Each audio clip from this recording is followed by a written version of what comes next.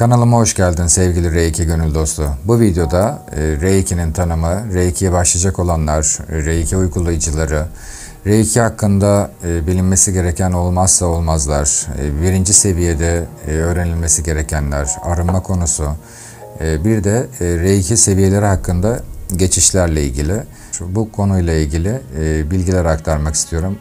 Şimdiden en yüce hayrınız olsun. Öncelikle kendimle başlayayım. Reiki'ye 2003 yılında başladım. Bu yolculukta Usul Reiki'de 3. seviye sonrası Grandmaster'lıkta Reiki Grandmaster olarak 11. ışık seviyedeyim. Bu 18 yıllık yolculukta 80 civarı farklı frekanslı enerji masterlığı aldım. Son 6 yıldır da 6 yıl öncesinde iş hayatımı bırakarak tamamen bu yolculukta aşkla bunu misyon edindim. Ve bundan son derece mutluyum ve bu bilgi ve birikimlerimi olmazsa olmaz konular hakkında aslında Reiki'nin sizlerle paylaşmaktan da mutluluk duyuyorum. Şimdi konumuza başlayalım tanımıyla ilgili. Sevgili dostlar, Reiki'nin tanımında Rei evrensel, Ki de yaşam enerjisi anlamına gelen Yaradan'ın sevgi ve şifa enerjileri, yani o çatı altında 278 farklı frekansta bulunan ve bizlere, insanlığa bahşedilmiş bir şifa sistemidir. Bunlar kayıp Mu kıtasına kadar dayanmakta. Hayatta kalanlarca ana kıtaya taşınıp belli bir süre uygulanmış. Daha sonra kaybolduktan sonra 1900'lü yılların başında Doktor Mikao Usui bunu yeniden keşfederek ve gizli bir öğreti olmaktan çıkartıp herkesin kullanımına sunmasıyla Usul Reiki bu şekilde oluşmuştur. Hiçbir dine bağlı değildir. Tabi burada tanımında işte şifa tabii ki Allah'tandır. Bu enerjiler de Yaradan'ın enerjileridir. İlahi planda kişinin şifası gelmişse burada da tezahür gerçekleşir. Bizler de şifacı değil, sadece kanalız. Reiki'nin tanımını kısaca böyle ifade edebilirim. Tabii bu farklı frekanslar, arınma konusunda bunlara değineceğim. Reiki tanımında şey de diyebiliriz. Duygusal, zihinsel, ruhsal ve fiziksel olarak da şifalar bize aslında bir evrim enerjisidir Reiki. Buraya geliş amaçlarımızdaki ruhun tekamül etmesi için çok önemli bir araçtır. Alternatif tıp değildir. Alternatif tıpa bitkiler giriyor biliyorsunuz. Reiki tedavi tamamlayıcı olarak geçmekte. Tabii ki as olan tıptır. Herhangi bir rahatsızlığımızda tabii ki doktorumuza başvuracağız. Avrupa'da da birçok hastanede Reiki tedavi tamamlayıcı bölümleri bayağı bir zaman önceden beri açılmıştır. Reiki'nin tanımını böyle ifade edebilirim. Diğer konumda Reiki'ye başlayacak olanlar, Reiki sizi çağırmıştır. O yüzden araştırıyorsunuzdur. Hani nereden, kimden, hangi hocadan bu eğitimi almalıyım diye. Kalbinize rehber olması için izin verin.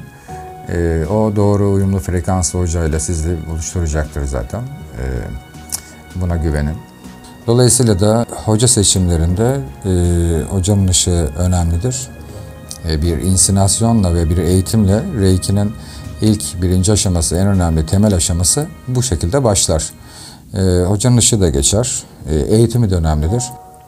Reiki hakkında bilinmesi gereken olmazsa olmaz konulara değinmek istiyorum. Bu kısım çok önemli. Uygulayıcılar için aslında biraz da ya da başlayacak olanlar için de, niyetlenip başlayacak olanlar için de geçerli. Reiki uygularken özellikle kanal olma bilincini bırakmamak gerekir. Olmazsa olmazların içinde aslında karşı taraf istemeden biz enerji seansı yapamayız. Bu da karşı taraf ilahi planın işine karışmış oluruz. Bu kim olursa olsun, en yakınımızda dahi olsa. O zaman bir onun karmasının size yazılması söz konusudur. Evrensel enerji bize hizmet etmez. Biz evrensel enerjiye hizmet ederiz. Bunu unutmamak gerekir. Seanslarda Reiki uygulayıcıları için veya başlayacakları için enerji seansı yaparken seni iyileştireceğim duygusu varsa Enerji formları bizlerden çok akıllı formlardır. O esnada Reiki kendini geri çeker ve karanlık alan bulur. Bu kısım da çok önemlidir. Sezgisel enerjinin bir öğretmenliği vardır. Dolayısıyla da oraya teslim olma hali. Bu zaman içerisinde işte hani Reiki olma hali kısmını duymuşsunuzdur. Amaç bu aşkla, bu arınmayla, işte arınma konusuna da gireceğim. Oraya gelebilmek. O zaman çok daha farklı şeyler oluyor. Arınmalardan sonra varlık seviyemiz, vücut frekansımızı yükselterek. Olmazsa olmazların içinde bu konular çok önemli. Kanal olma bilinci, karşı tarafa müdahale, en yüce hayra tamamen. Tabii ki çakralara vesaireye işte ikinci seviye itibariyle sembollerle, mental şifa sembolleriyle yaparız. Fakat biz şifacı değiliz, sadece kanalız. Kanal olma bilincini bırakmamamız gerekiyor. Bunu o yolculukta zaman içerisinde enerjinin öğretmenliğinde onu daha iyi deneyimleyeceksiniz. Ne demek istediğimi tam olarak. Çünkü etik gitmemiz gerekiyor. O bizim aracımız değil. Biz evrensel enerjiye hizmet ediyoruz. Bu konu hakkında bunları hani altını çizerek söylemek istedim. Reiki birinci aşamada korunma var mıdır? İşte sembol yoktur Reiki birinci seviyede gibi bir takım bilgilere ulaşmışsınızdır. Geleneksel usul Reiki'de birinci seviyede koruma sembolü vardır. Endir ismi. Bizler Reiki birinci seviyede 21 günlük sürecimizi tamamladıktan sonra karşı tarafa, yakınlarımıza işte deneyimsel enerji seansları yapmadan önce bu korumaları almamız gerekir. Bunları biz eğitimlerde veriyoruz. Karşı tarafta grip, faranjit gibi şey diyelim ki yani bize geçebiliyor ya, fakat bu enerji seanslarında karşı tarafta ne olduğunu bilemezsiniz. Duygu durum bozukluğundan ziyade sizin varlık seviyeniz, frekansınız düşükse karşı tarafta bir takım o enerji alanında negatif enerjiler varsa onlar da geçer. Enerji formları bizlerden çok daha akıllı formlar. Dolayısıyla da kişinin kalp temizliği işte yani varlık seviyesi, nefsi bunlar çok önemli. Bunlarla Reiki tek yönlü akmaz. Her şey çift yaratılmıştır biliyorsunuz. Mucize rahim enerjisindedir. İsmi Şekinah'tır. Dolayısıyla da eğer kişi varlık seviyesini, frekansını yükseltmeden seanslar yapıyorsa erille devam ediyordur. Şimdi hani 3. seviyeli masterlığı alıp, sertifikasını alıp hemen seanslara başlayan kişiler de var. Tabii ki yargılamak benim şeyim değildir, haddim değil. Fakat öncelikle kişinin kendisini arındırması söz konusudur. Bu çok uzun sürer. Karşı tarafın meridyen sistemi, çakralar, anatomik yapısı, enerji bloklar nerelerde olabilir, niçin olur, aura katmanları, nasıl seans yapılır, bunları bilmek gerekiyor. Her bir frekansın bir işlevi, bir görevi vardır. Bunları iyice bildikten sonra bu şekilde bir şeye başlamak gerekiyor. Ben ilk 12 yıl evet Allah rızası için ücretsiz seans yaptım. Sadece bu yoldan geçeyim diye. Bunu da egosal algılamayın lütfen. Bu benim kendi tercihimdi. Eller gelişsin. O taramalarda vesairede ne olduğunu bilmek için. Ben böyle yapıyorum diye de herkes böyle yapacak değil ama Reiki'de şöyle varlık seviyesinden bahsetmiştik. Şimdi kişinin varlık seviyesi ne demek? Bu tekamül yolunda ilerlerken Reiki evrim enerjisi arındıkça belli bir aşamaya gelindiği zaman o zaman bize bulaşacak şeyler de demin ondan bahsetmiştim. Karşı taraftan geçebilecek şey çok daha açık konuşayım o zaman. Şöyle yapalım. Bizim bir frekans değerimiz vardır. Düşük frekanstaysak eğer işte düşük frekanslar nedir? Kıskançlık, öfke, kin, geçmişle affedememe gibi. Bu gibi durumlar. Dolayısıyla da bir takım parazitlere vesairelere kapımız açıktır. Şimdi bu işi yapan kişiler, hani iş demek bilene biraz şey gelmiyor, yani iş değil benim için. Bu benim misyonumdur. Bunu yapan herkese de bu aşk inşallah vardır, öyle diyeyim. Birçok kişiye seans yapıyor. Uzaktan seanslar yapılıyor. Hani fark etmez demiştik. Özellikle hani toplu seanslar direkt karanlığın, kabalın anlaşmalar içerisinde olan var. Bunu da bilmiyorlar. Yani işte takipçi gelsin filan diye yapılan, bunları tamamen benim yanlış bulmam değil, karanlığın anlaşmaları içerisindedir. Bunu paylaştım Instagram'da da. Kızan kızabilir, yani beni o kısmı ilgilendirmiyor. Bilgi paylaştıkça güzeldir. O kısmındayım ben. Neticede karanlığa karşı hani safımız belli. Birçok kişiyle seans yapılıyor. Kişinin kendi gelişimi, o arınmaları, frekansı yüksek değilse birçok şeyde kapısı açık oluyor. Parazit varlıklara, yani astral varlıklara. Astral bu arada hani dünyada uzakta bir yerde değil, topraktan itibaren başlayan ince plan dünyalardır. İlk iki katmanında da bu alan vardır bahsettiğim. Şimdi Reiki'den çıkıyoruz gerçi de, hani kişinin keder alanı düşük frekanslar çoksa kişinin alanında açıklar vardır ve oradan parazit varlık dolmuştur alanına. Şimdi ondan ona seans yapıyor. Mutlaka duymuşsunuzdur. İşte birinden Reiki seansı aldım, hayatım alt üst oldu. Yani kişinin kendi varlık seviyesinden ziyade kendi alanını, alan temizlemesini bilmiyorsa, dolayısıyla da karşı tarafa da zarar verir. Bu böyledir. Yani Reiki'yi bir kişide görüp Reiki bu mu dememek gerekiyor. Çünkü böyle bir şey değil. Reiki birinci aşamada neler öğreniyorsunuz? Neler öğrenmeniz gerekir daha doğrusu? Bu konuya değinelim. Birinci aşamada aura temizliği, çakraların şifalandırılması, çakraların dengelenmesi. Burada çakra şifalandırmada şöyle bir şey söyleyeyim. Çakralar vücuda dokunularak, elle dokunularak şifalandırılmaz. Kişinin varlık seviyesi çok düşükse o çakra o bedene gömülüdür. Fakat tam yüzeysel değildir. Yani çakranın yapısı zaten süptildir. Dolayısıyla da kişinin bilinç seviyesi ne kadar yüksekse o kadar dışarıdadır.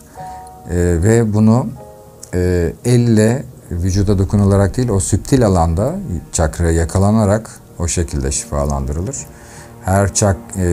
Her çakranın bir dönüş yönü vardır.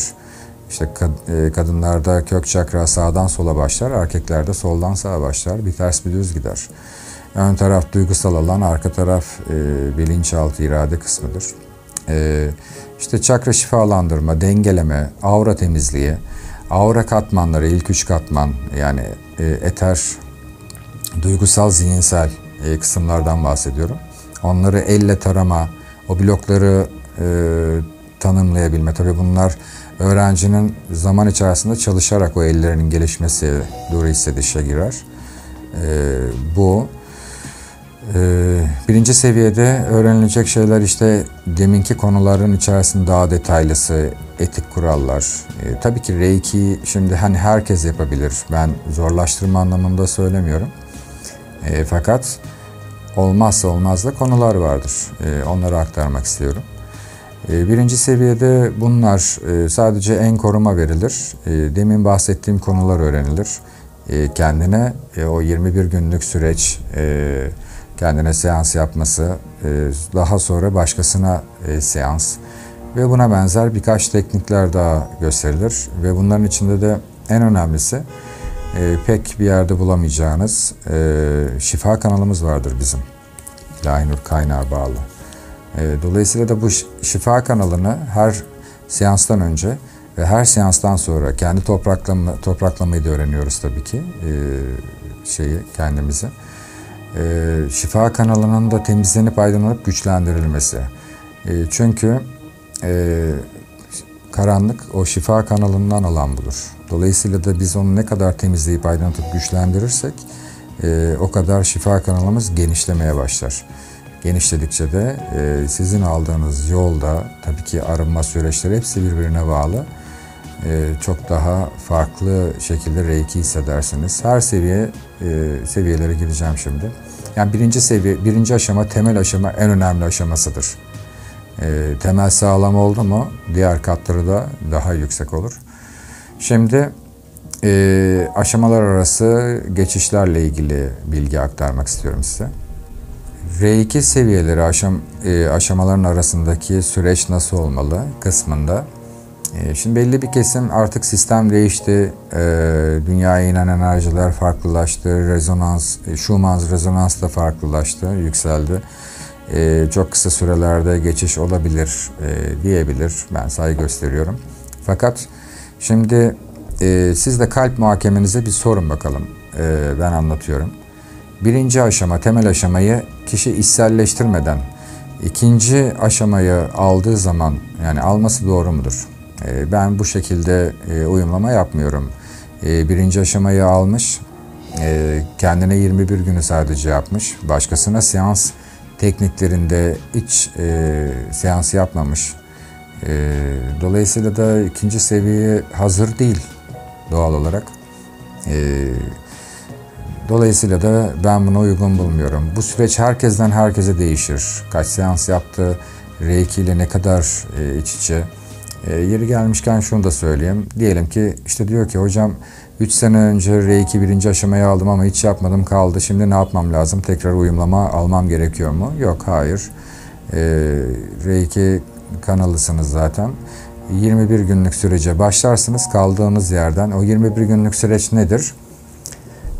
O enerji salınımı sizin içinizde uyumlu hale gelme sürecidir. Bir de kendinizi hani sadece 21 gün mü yapacağız? Hayır. Öyle arınma konusunda anlatayım ben onu. Kendimize seans yapmak oldukça iyidir. Onu da açıklayacağım. Seviyeler arasındaki geçişlerde 1 ile 2 arasını anlattım. 2 ile 3. seviye hocalık masterlık bölümünde de aşk, misyon edinme, geleneksel şeyde hani tamamen hani kendini adama kısmında ama bu dönemde çok hani ikinci seviyeyi çok iyi içselleştirmiş. Zaten bir seviyeyi içselleştirdiğiniz zaman artık diğer seviye sizi çağırır. Şu an bugün nasıl Reiki sizi çağırdıysa her seviyede sizi çağırır. En doğru zaman o zamandır. Hani birinci en düşük seviye diye bakmayalım. En önemli aşamalardan bir tanesidir. Temel sağlam olursa diğer şeyler de ona göre güzel olur.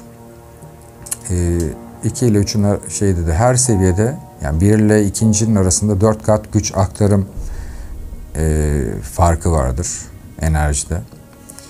Bunu Kirlian fotoğraflama teknolojisiyle baktılar. Tıp alanında da biliyorsunuz bilimsel olarak kanıtlandı. Bir çakrada blokaj var. Bakmışlar orada kan akışı yavaşlamış. Yani antikor, lökosit, lenfosit miktarı az. Yani bölgenin koruyucu bakterileri. Sonra çağırıyorlar Reiki öğretmenin işte. Blokajı açıyor. Bir bakıyorlar kan dolaşımı normale gelmiş. Koruyucu bakterilerde tabii ki. Orada işte şey yapıyorlar bilimsel olarak. Reiki ileride oluşabilecek kronik rahatsızlığın önüne geçiyor diye bu bilimsel tanı. İnternette kaynaklarda var. Konuyu dağıttım. Şimdi şeye geçelim. Arınma konusuna. Reiki yani kişinin herkesin yaşadığı hayat farklıdır. Çektiği acılar vesaire. Acılar bu arada deneyimdir. Bizi biz yapan şeylerdir. Fakat duygusal bagajlar, bilinçaltı bu kısımda Reiki de evet önemli bir araçtır. Burada hani geçmişi şifalamak Reiki'de çok şeydir, uygundur. Yanlış söylemiş olabilirim.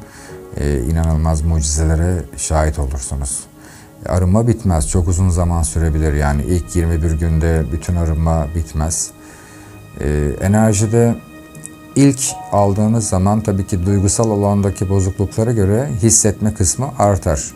Şifalandıkça zaman içerisinde işte hocam hissetmiyorum kısmını sorarlar.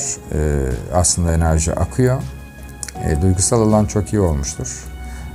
Bunun gibi meridyenler açılırken işte üşüme hissi gibi, dengelemelerde karıncalanma hissi, o enerji hatlarında bunları zaman içerisinde başkasına seans yaparken aura taramalarda bunların hepsini deneyimledikçe zaten emin adımla gittiğinizi anlarsınız. Arınma uzun bir süreçtir. Bazen yıllar sürer. Öyle söyleyeyim. Şu anda anlatacaklarım bu kadar. Umarım beğendiniz. Umarım işinize yarar. En yüce hayrınız olsun diyorum. Beğendiyseniz videoyu beğenmenizi ve paylaşabiliyorsanız da paylaşmanızı isterim. Sevgiyle kalın, sağlıkla kalın, hoşça kalın.